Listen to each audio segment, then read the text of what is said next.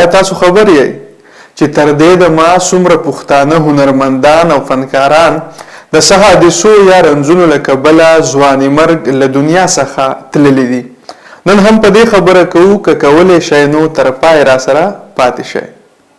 سلامونه او احترامات ملګرو، د یو نوي ریپورټ سره زه یم وقار علي شاه دریاب. څنګه تاسو ته معلومه ده ملګرو چې د دې نه وړاندې ما کوم ریپورټ تیار کړی و، هغه 13 کاله کې د 14 پښتنو فنکارانو او هنرمندانو قتل و چې هغه یو تفصیلي ریپورټ او هم ما د الوت په شیشه باندې تر تاسو در رسولی دی.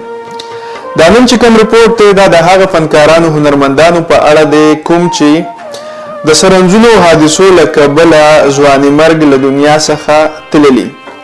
په دې ریپورټ کې زموږ سره لومړی هنرمند ده رابعه تبسم. راځئ چې د رابعه تبسم په اړه ځان خبر کو چې دا څوک وه او تر کوم وخته دا د هنري دنیا سره تړلې وه او د دې په هنري سفر باندې به نن مونږ خبرې کوو. د پښتو په ښځینه سندرغاړو کې د غزل منلی شوې نامه رابعه تبسم هم ده. رابعه تبسم له ډېر ماشومتوب راهیسې د موسیقۍ په میدان کې قدم ایښی و. دا هنرمنده د نازیه اقبال، شبنم، عقلمینې او وږمې په شان د سترو سندرغاړو د ټل ملګرې وه. د ژوند لږ تر لږه 20 کلونه یې پښتو موسیقۍ ته ورکړي وو.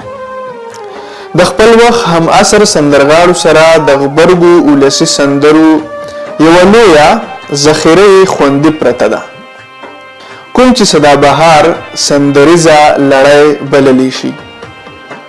په وروستو کې د رابعه تبسم قرار راشه دا مې ټول قصور د یار دی او زما تصویر در سره شته که سوځولی دی. غزلونو په هیواد کې او بهر ملکونو کې ډیره کامیابي ترلاسه کړې وه. د خوږې غاړې دا میرمنه ډیره ساده او ملنګ خویه وه، ولې د ډیر شهرت باوجود هم د غربت له کرښې لاندې ژوند کولو. اکثر به یې ګیله کوله چې نن سبا اوازونه نه بلکې سحرې خرڅېږي، ولې چې د هنر قدر نشته، خو څوک چې ښکلي دي نو د هغوی دوران دی. دا حقیقت دی چې مونږ فن او هنر خو خوښوو، خو فنکار او سندرغاړی نه خوښوو او نه د هغوی له ژوند څخه ځان خبرو چې په کم حال به وي. دغه رنګ رابعه تبسم هم د دمې په رنځ اخته وه. د غوره علاج معالجې وس طاقت نه لرلو له وجې دې هنرمندې د زړه د دورې له کبله همیشه لپاره سترګې پټې کړې او دا د کال 2019 اپریل میاشت په 30 نیټه پلارنۍ سیمه نوښار کې خاورو ته وسپارلی شوه. مینوال د خبر وي چې د رابعه تبسم زوی رحمت خان هم د نوي کل نماینده سندرغاړی دی. د ریپورټ دویم هنرمند زموږ سره د 400 زرشاد علي دی. راځئ چې د زرشاد علي په هنري سفر باندې هم خبرې وکړو. د لر او بر پښتنو پیژندلی هنرمند زرشاد علي د 400 رزړو سیمې اوسیدونکی و. زرشاد علي د انقلاب د دور نه راتېر استاد سندرغاړی و. د ګلزار عالم او سردار علي ټکر د عروج په وختونو کې زرشاد علي هم د موسیقۍ په میدان کې هسکه غاړی ولاړو. د هنرمند د 30 کلونو نه زیاته پښتو موسیقي کړې وه. کال 1981 کې د پاکستان ټلویزیون په شیشه څرګند شوی و.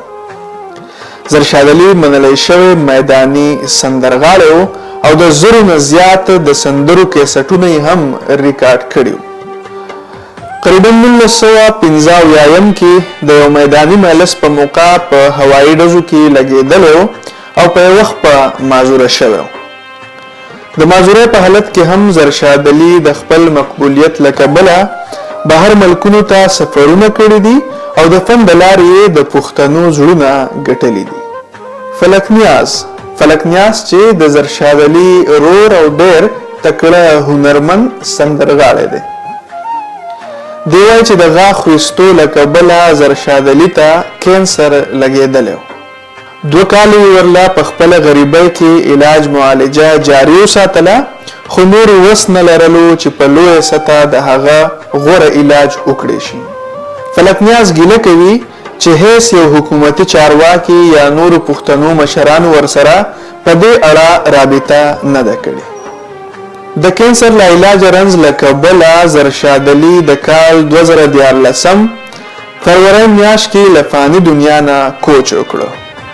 د زرشاد رور فلک نیاز خپل هم د کال 1990 د پښتو موسیقۍ په میدان کې دی. فلک نیاز د پښتو سندرو شپږ البومونه ریکارډ کړي دي او د معیار هم پوره خیال ساتلی دی. د هم کال 2000 نه د پی ټی وی په شیشه څرګند شوی و. فلک نیاز زیاتوي چې د زرشاد علي زوی خاطر علي هم زلمی شوی دی او موسیقۍ سره بلها ذوق لري.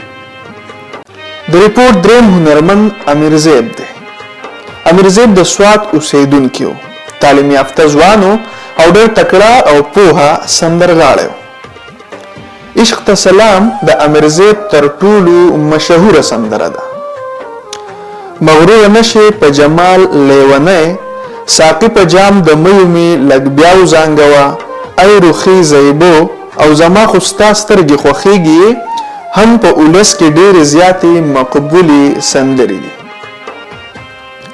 سوات کې چې کله امن بحال شو نو دا زلمی پاسېدو او د سوات په لارو کوڅو او چوکونو کې د ملي نغمو وږمې خورې کړې. د امن په دغه نغمزار کې د امیرزیب خدمات به تل لپاره یاد ساتلی شي. د بویل دا هغه لارې کوڅې او چوکونه دي چرته چې به د وینو سیلابونه تویدل، خو د پروردګار په لوی کرم نن دلته امن دی، سوکالي ده، ژوند دی او ښه په جار یا قربان پورته کوم ځکه چې موږ د ترهګرۍ ناسور له ماتې ورکړی دی. امیرزیب قریبا د کال 2015 نه په باقاعده توګه د خپل هنري سفر آغاز کړی. دغه وخت ملک د خرابو حالاتو له کبله پښتو موسیقي له ډېر مشکل او امتحان سره مخ وه. هنرمندانو ته به دړکې ورکړی کېدې چې له وجې د فن سره تړلي خلک په هنر پرېښودو یا ملک نه په بهر تلو مجبوره شوي. خو ولې امیرزیب هم په دغه سختو حالاتو کې حوصله ټینګه وساتله او د شهرت ناوې په برخه ورسېده. د کال 2014 اپریل میاشتې 21 نیټه د ژوند اخیره ورځ وه. هنري سفر یې لا لسیزه هم نه و پوره کړي چې د زړه د دورې له کبله یې ژوند د لاسه ورکړو او د سوات په بلوګرام سیمه کې خاورو ته وسپارلی شو. د ریپورت څلورمه هنرمنده کرشما شهزادي ده. کرشما شهزادي ډېره کم عمره سندرغاړې وه. دا 14 کلنه سندرغاړې وه او په بنیادي توګه د سوات اوسیدونکې وه، خو له ډېرې مودې راهیسې په پېښور کې ژوند کولو.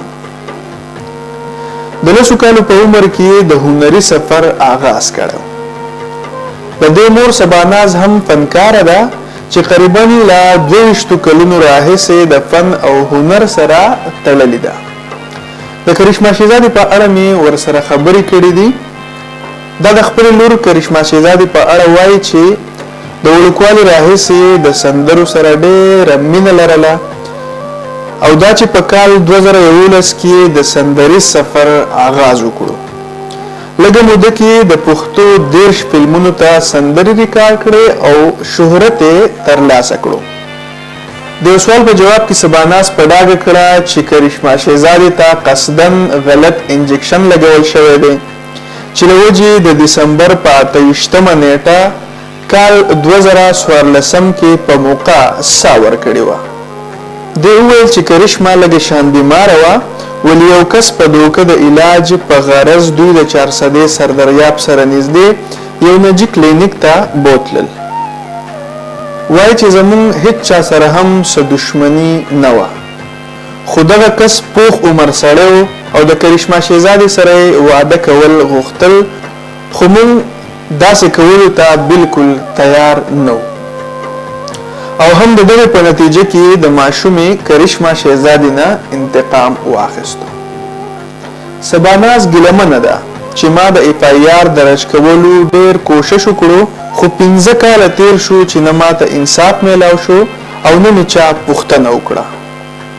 د یو بل خبر د مخې پولیسو او د صحت محکمې چارواکو د پیښې نه دلایلمه اظهار کړی دی. د دې ریپورت پنځم او اخري هنرمند سید عالم محسود دی. سید عالم محسود چې تعلق د جنوبي وزیرستان سره و، ولسي سندرغاړی و او ډی ای خان کې د کډوال په حیث ژوند کولو. سید عالم د ژوند ډیره برخه کراچۍ کې تیره کړې ده. د کراچۍ څخه د یو نامتو سندرغاړي په توګه را څرګند شوی و. ځوان هنرمند د خپلو درپدر پښتنو لپاره زړه کې ډیر درد لرلو. سندرغاړی سید عالم محسود یو قام پرست زلمی و. د بویل چې د بیکوره شوي وطنوالو د خوشحالۍ لپاره سندرې وایي. سید عالم محسود په لوی لوی میدانونو د زړه پورې اتڼیزو سندرو له کبله ځوانان په ملي اتڼ کولو مجبوره کړي دي. د کال 1996 د موسیقۍ په میدان کې قدم ایښی و او په علاقایي سندرو کې یې نامه ګټلې وه. د په داسې سختو حالاتو کې سندرې ویلې دي کله چې په فاټا کې سندره ویل ډیر زیات مشکل و. د هنرمند تل د خپلو سندرو د لارې د امن او مینې پیغامونه خواره کړي دي. سید عالم محسود ډیر اسماعیل خان کې د کال 2019 اکتوبر میاشت په 28مه نیټه د 18 کالو په عمر کې یو ټریفیکي حادثه کې په حق رسیدلی. د مرحوم نه یو زوی او 3 نوڼه یتیمان پاتې شوي دي. د قبایلي سیمو لیکوالان او صحافیان د سید عالم محسود مرګ په خاصه توګه د وزیرستان لپاره لوی زیان بولي او وایي چې د هغه کمې به تل لپاره محسوسولی شي.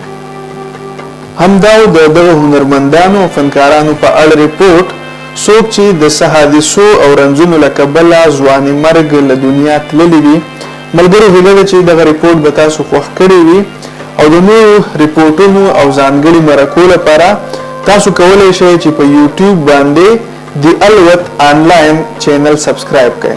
تر بل ویډیو یا تر بلې مرکې خپل کوربه وقار علی شاه دریاب له ورکړئ اجازت. د لوی الله په امان.